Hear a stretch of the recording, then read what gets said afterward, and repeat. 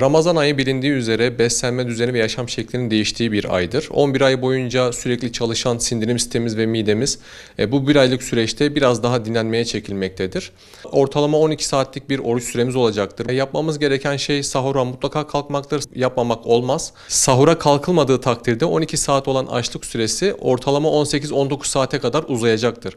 Bu açlık süresinin uzaması sonucunda bazı uzun açlık riskleri ortaya çıkmaktadır. Bunlardan en önemlisi hipoglisemi, yani kan şekerinin düşmesi. Bir diğeri ise vücuda alınandan daha fazla miktarda su kaybına neden olan durum olan dehidratasyon riskidir. Sahura kalkılması durumunda hem hipoglisemi hem de dehidratasyon riski azalacaktır. Sahurda iftardan kalan ağır yemekler tüketilmemeli. Özellikle kahvaltılıklardan oluşan hafif bir kahvaltı veya zeytinyağlı yemeklerden, çorbalardan, salatalardan oluşan hafif bir öğün tercih edilebilir. Özellikle iftarda uzun süreli açlık sonrası hızlı yenilmesi sonucunda midede hazımsızlık ve şişkinlik gibi problemler ortaya çıkabilmektedir. Doygunluk hissi de geç oluşacaktır. Tokluk hormonları ortalama 20 dakika içerisinde oluşturulmaktadır. Bizim önerimiz iftarda su ve hurma ile orucu açtıktan sonra bir kase çorba tüketilmesi, ardından 10-15 dakikalık bir ara verilmesi. Bu ara çok önemlidir. Çünkü bu 10-15 dakikalık arada hem sindirim sistemi rahatlayacaktır hem de tokluk mekanizmasından salgılanacak olan hormonlar için gerekli olan 20 dakikalık süreye bir süre kazandırılmış olacaktır. Sağlık için, özellikle sindirim sistemi için bu ara çok önemli. 10-15 dakikalık ara çok değildir. Bu 10-15 dakikalık arada insanlar gerekirse namaz kılabilir ya da 10-15 dakika boyunca bekleyebilirler. Bu süre hem hızlı yemek yemenin önüne geçebilmek hem de gereğinden daha fazla yemek tüketiminin önüne geçebilmek açısından çok önemlidir. Bu 10-15 dakikalık aradan sonra ana yemeklere geçilerek iftar öğünü devam ettirilebilir. İftar ve sahur arasındaki sürenin kısıtlı olmasından dolayı tüm besinler iftar ve sahura yıkılmamalıdır.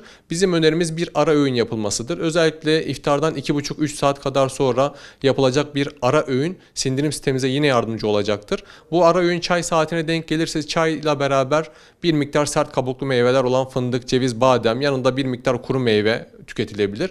Veya meyve saatine denk geliyor ise meyve ile beraber 1 su bardağı kadar süt, 1 su bardağı kadar kefir veya bir miktar yoğurt tüketilmesi kan şekerimizi de düzenlemesi açısından çok güzel bir ara öğün olacaktır. İftar ve sahur arasında su tüketimine muhakkak özen göstermeliyiz. Az miktarda su tüketilmesi sonucunda yiyecek miktarı, tüketecek olan besin miktarı artacaktır. Mide hacmi çok dolmayacağı için. Bunun önüne geçebilmek için iftar ve sahur arasında muhakkak minimum 2 litre kadar su tüketmeye özen göstermeliyiz. Özellikle Ramazan ayında görülen konstipasyon, yani kabızlık sorununa karşı lifli beslenmeye bu dönemde özen göstermeliyiz. Lifli beslenmek için tahıllar, kuru baklagiller, meyveleri ve sebzeleri soframızdan bu dönemde eksik etmemeliyiz. İftar sonrası sindirime yardımcı olması amacıyla iftardan ortalama 1,5-2 saat kadar sonra hafif tempolu bir yürüyüşün hem günümüz içerisindeki aktiviteyi arttırmak adına hem de sindirim sistemine yardımcı olması açısından önem arz etmektedir. İnsanlar arasında çay tüketimi çok yaygın. Çay tüketimi su yerine geçer diye bilinen bir yanlış vardır. Ancak çay, kahve gibi kafein içeren ürünler diüretiktir. Yani bunlar boşaltım sistemimizi hızlı çalıştırır. Vücutta var olan suyu hızlı şekilde uzaklaştırırlar. Çay tüketimi Ramazan ayı içerisinde bizim su ihtiyacımızı karşılamaz. Muhakkak su tüketimi gün içerisinde 2-2,5 litreyi bulmalıdır. Ramazan ayı içerisinde şerbetli tatlıların tüketiminde artış görülmektedir. Şerbetli tatlıların tüketilmesi yerine daha hafif olan sütlü tatlılar, meyveli tatlılar tercih edilmelidir. Maden suyu şişkinlik ve hazımsızlığa iyi gelmektedir. Ancak halk arasında bunun uygulanabilirliği yanlış yapılmaktadır. Yemekten hemen sonra şişkinlik ve hazımsızlık hissedildiğinde maden suyu tüketilirse bu şişkinliğimizi daha da arttıracaktır. Bunun doğru tüketimi için yine iftardan 1,5 saat kadar sonra maden suyunun tüketilmesi şişkinliğimize yardımcı olacaktır. İftarda kan şekerini hızlıca artıran bazı besinler vardır. Bunlar pirinç pilavı, beyaz ekmek, makarna, patates gibi besinlerdir.